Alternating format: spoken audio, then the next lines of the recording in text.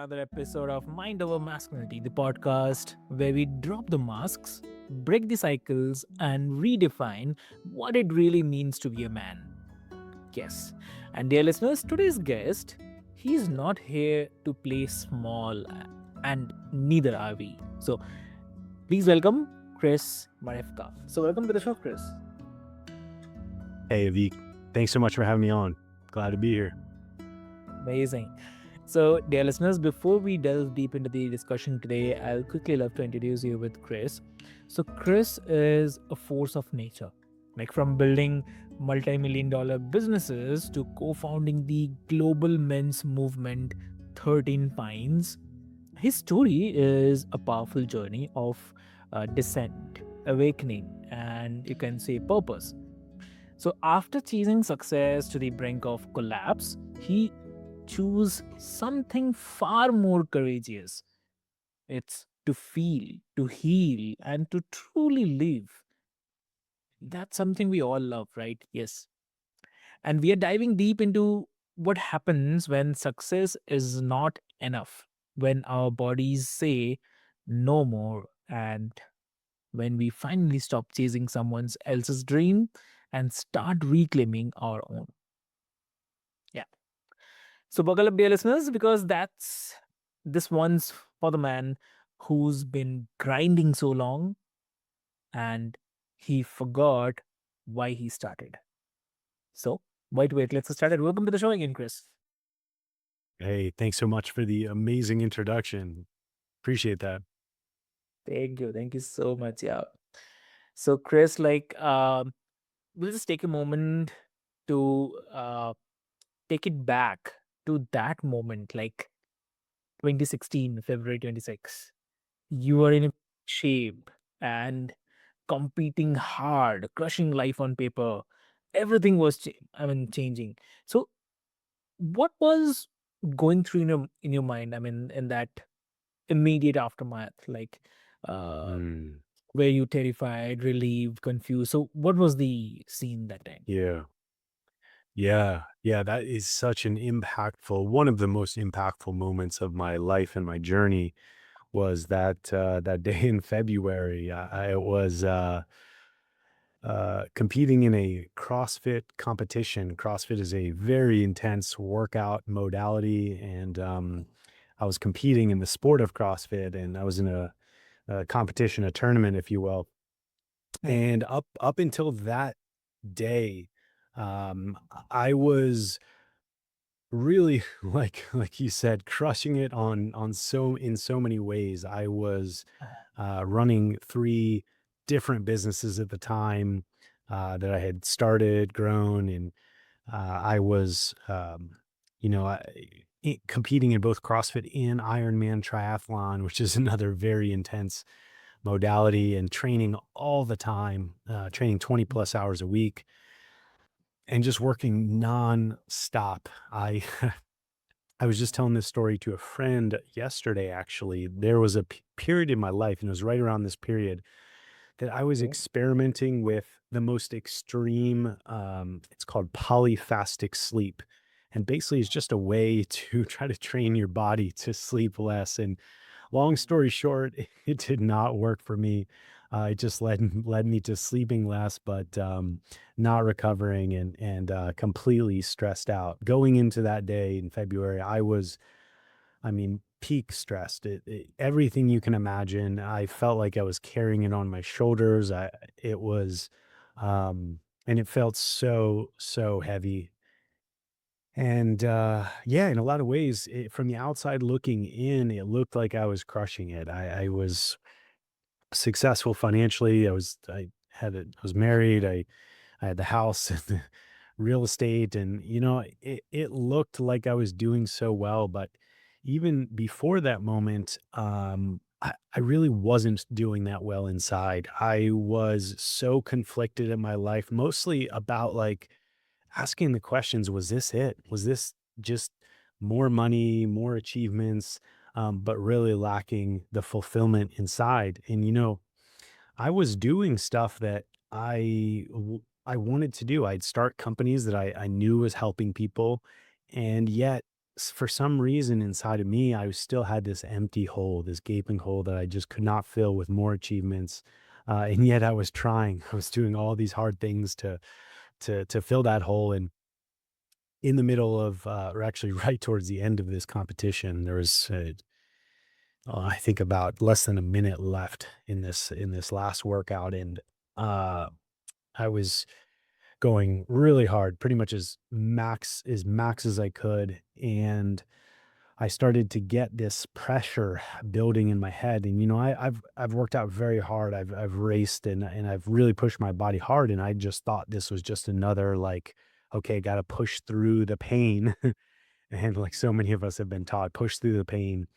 And and it kept getting worse. And right around the end of this workout, less than a minute left, it just felt like a grenade went off inside of my head, an explosion inside of my head, and I I passed out. I hit the floor, and when I came to shortly after, there was just music blaring, and competition was still going. Music blaring, bright lights, and every single time my heart beat, it felt like someone was hitting me in the back of the head with a baseball bat. It was excruciating, 10 out of 10 painful. And in that moment, I was first confused. I remember being so disoriented, not knowing what happened. I had never experienced I'd never experienced passing out. I'd never experienced that level of pain before, physical pain. And so I was just confused at what happened. And then shortly after, like moments later, after starting to regain a little bit of uh, bearing on where I was, remembering, okay, this is what I was doing just a moment ago, and the room that I was in, and I started to get very scared. I was, Mm. in fact, terrified. Terrified because again, I had no idea what just happened. I had no idea what this meant. Like, did I just like really seriously hurt myself? And then terrified because this 10 out of 10 pain was not going away. It was excruciating. Um, and so, yeah, that was like a moment in time that I will never forget. I'll never forget the feeling of it. And it was uh, in a lot of ways, the catalyst for my journey that continued over the next almost 10 years since then. Wow, really amazing.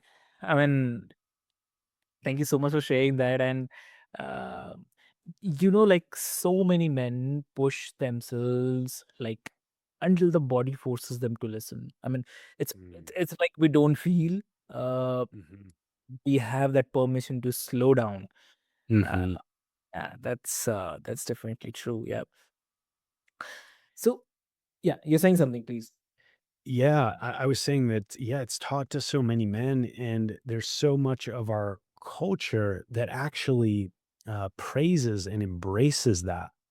And so Mhm. for me, I didn't know any other way. Like I didn't know any other way but Mhm. full speed ahead. And I was out like externally, I was praised for that. I was praised for how hard I worked. I was admired for like all the hours that I put in. And so it was both an internal thing as the only way I knew, but also the external validation of it. And I had no I had no model of what it meant to slow down and listen to the body. Looking back, I had really no awareness of that at all. I just thought I was invincible at that period in time. Understood. And like, what were the first signs that the life you built wasn't actually yours anymore? I mean, anything you can Mhm. share. Yeah. Yeah, it was looking back, it's so it's so funny the timeline that happened because it was only just about 3 months prior to that that I started to question it all. It was December 2015, so we're going backwards about 3 months, and it was my 30th birthday. And every year on my birthday, I would sit down and I would set goals and I would review my year. It always worked out well because my birthday's towards the end of the year. So going into the new year, I always had a direction. I had the goals I wanted to achieve that year. And I remember sitting down on my 30th birthday in 2015, and I looked at all the past spreadsheets that I had. I looked at the past year. I looked at all that I'd achieved. I looked at the physical feats, the mental feats, the financial feats. I checked the boxes of all the things that I really thought I wanted to do or was told that I should do in my life. By the time I was 30, I had really, really went for it and I did it. And on one hand, there was a little bit of pride around that, but I think there was so much more of confusion because even with doing all those things, even with working so hard with all the achievements that I had racked up in the metaphorical trophies, I still felt like I was empty. I didn't have a sense of fulfillment. I didn't have a sense of peace and words that I probably wouldn't have used back then, but life was still very, very hard despite having all of these things. And I remember that was the first time I started to question, what is the point of this life? Like, what is the point of even doing all of this? And, it scared me in a lot of ways to question that because it was what I had built my whole first 30 years of life on it and like work hard, get the achievements, get the external praise, and then keep going. And I looked at my goals and I was like, what am I just gonna shoot for another zero in the bank account or another physical achievement just like the last ones or and all these things that they just in that moment felt like they wasn't going to do it for me. Like it wasn't I was going to be in the same seat over and over again year after year feeling the same way if I was to continue going down the same path. And so that was the first time I started to question all of that. And you know, looking back, I wasn't judging my decisions. Like I love that I jumped into entrepreneurship in my early 20s. I love that I started the businesses that I did. I loved that I was serving people. I really felt that I started them all for the right reasons. And even that I was doing really good work in the world. But the Mm. part that was missing was something inside of me. It wasn't all the things I was doing. Like there was nothing wrong with the accomplishments and the competing in sport and all that. Like I think those are all great things. But it was just the way that I was holding them and perceiving them. It was this internal thing that I had never even considered before. I like at that point, like I had cut off all the feelings. I had cut off any sort of intuition or any sort of internal reflection. It was always external reflection of like what I was doing in the world. And so this was the first moment where I was like, starting to dive into like, what is missing? Like this big question, what is missing? What is this life all about? And then, of course, 3 months later, this event happened and it really forced me into further uh, reflection and contemplation on it because I had to at that point. I was stopped in my tracks. I agree. I totally agree on this, definitely. And and yeah, and also I think like a lot of men carry this silent age, and um, the more we build, the more we fear losing it. So uh, Mm, yeah, it's actually killing us. mhm, So mhm, yeah, and I have to bring this as well. Like you made some massive decisions, like mhm, ending your college, leaving the business, and that level of reinvention, it actually needs guts. So mhm. uh, like was there a moment when you thought that, am I crazy for doing this? Or I mean, is it like feel like absolute clarity? I mean, if you can share that. Oh, such a great question. And I laugh because there was many moments. There was more moments that I thought I was crazy than not, Mm. honestly. And it was And I think most people in my life thought I was crazy as well, to be honest. I know so many people loved and supported me, but I don't know if many people were supporting the decisions I was making back then, or they definitely didn't understand them, is a better way to Yeah. put it. And I didn't even fully understand them. Um, but the way that look at it now was it was as if the first 30 years of my life, I was living for others, and I knew that I needed to go on a quest to live for myself, a hero's journey, if you will, to learn what it meant to live for myself and to really find myself, find inner peace, find self-love, find the truth of who I was. And I definitely I definitely don't at all regret the first 30 something years of my life. I think I learned so much and I really went for life, and it taught me so much. And also it brought me to the point of, like, ultimately realizing that that's not what it's about. That's not what it's about for me. And I needed to go on that journey. And so, part of like letting that version of me die in many ways, was before I ever really knew about death and rebirth. It felt like I needed to. It felt like for this new version of me to be birthed, and I had no idea what that meant at the time. I needed to let some of these old ways die, and the injury really helped because it forced me to stop. And along the way, I realized that I was Mm. carrying so much stress, and I needed to let some things go. I really needed to decide what was important to me, and at that time, I really realized my own health was so important. So part of it was just pure survival, to start letting some things go because I owned a gym for 10 years. I've been working out for over 20 years. And really, I've always said I was committed to my health. I was running a healthy meal delivery service at the time, nutrition coach, mindset coach. But here I was in this physical pain because I didn't listen to my own body. So I wasn't practicing what I preached at all. And so I felt a little hypocritical at the time, and I knew I needed to focus on my health because if I didn't have my health, none of that mattered. For the first time in my life, at that moment, I was in fear for my life. I had never seen my own mortality until that moment. And in that moment, it again terrified me.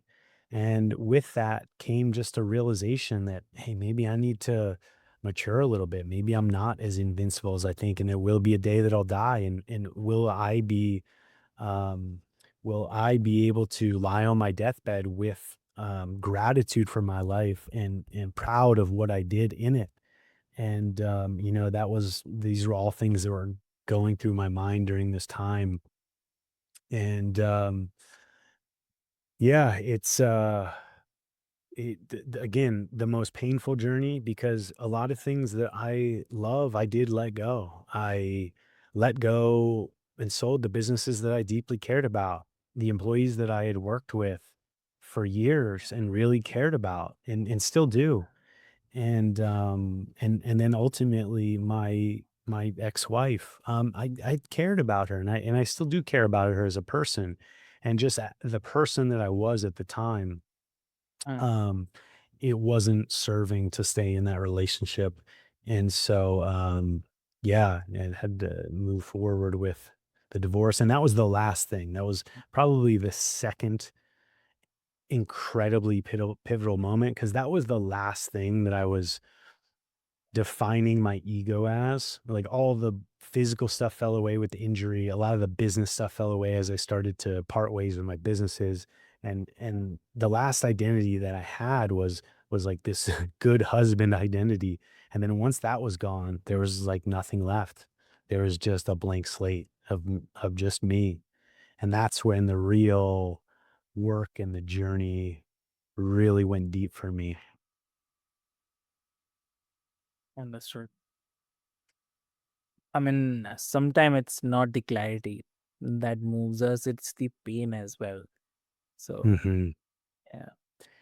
Yeah, to be clear, Avik, I had no clarity where Mm, life was going to take me or where I was going to lead my life, mm, which was so different from how I lived the first 30 to 32 years was all around making a choice or making a decision and committing to it and then doing the work to get there. It was like this yeah.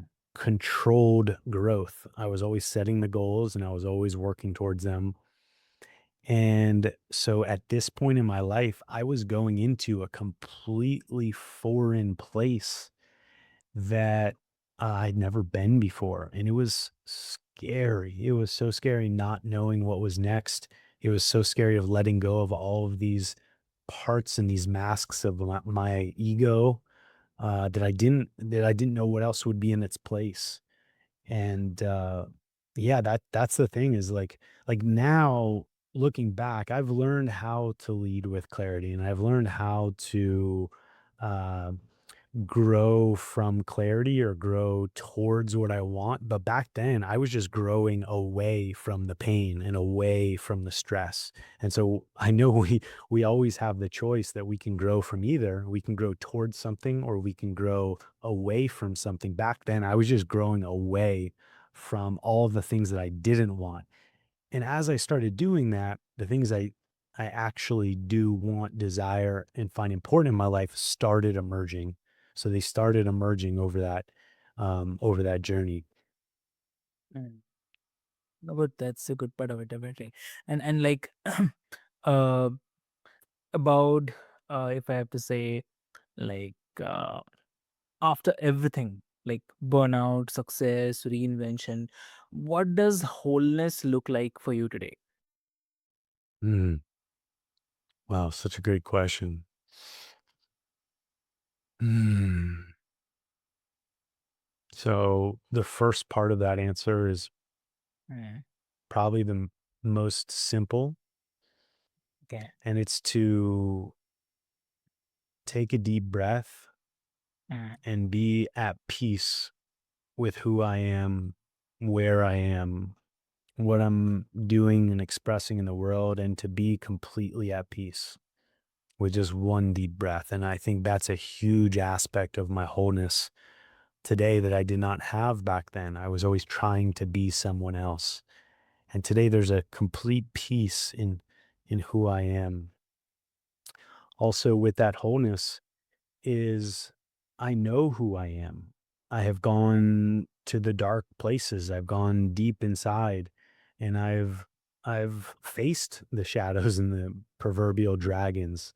And so and I continue to, but I really have gone deep to the point to where I know what I am and what I'm not and where I'm learning uh and so there's also a peace with that as well. There's a wholeness with that as well. And I think I couldn't leave out the answer of self-love. Like not only do I accept and I'm at peace with who I am, but I love who I am. I love my life. I know how blessed I am and I love who I've become and who I am continuing to become. And I think that self-love, I actually the divorce was what catalyzed my self-love journey because prior to that, I was always seeking external love and validation. And when there was no one left to give it to me, like there was no employees, there was no wife, there was no um, people that were praising me for my achievements. When there was nothing left, I had to find that internally and really create that internally. And so self-love is a huge part of wholeness.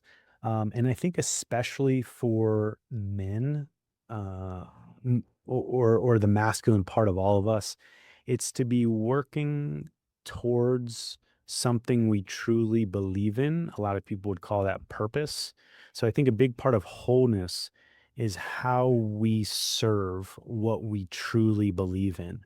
And that can be so many different things. It's an unlimited amount of things, but really the only the only like requirements of it is that you truly care about it, you believe in it, and it's in service to others. And I think if we are doing all of those things, there's a real sense of wholeness. Um, yeah, that's I think that's the majority of my answer. The part that I would also layer in there now that I'm feeling it is sharing it with other people that you love and that love you.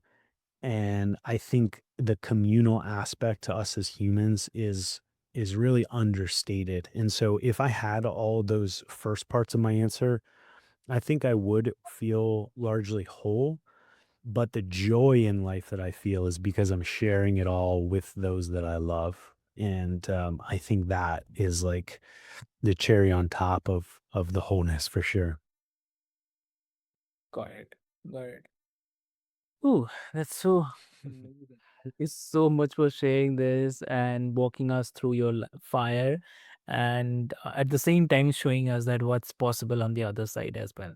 So I have to say that your story reminds us that rock bottom is not the end; it's the beginning of uh, becoming whole. So Mm. so everyone who is listening, you maybe you are at the your breaking point. Maybe you are killing it on a paper but dying inside.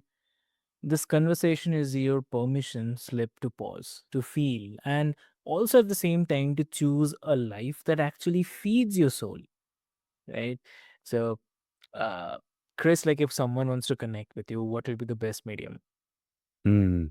Thank you, Avik. Yeah, the best way to find me and connect with me is chrismarhefka.com. It's my personal website. It's where I have all of the ways in which people can work with me, connect with me, join my newsletter.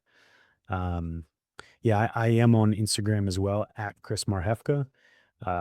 Not as active there as some, but my website has all the ways to connect with me. Oh, okay. That's amazing.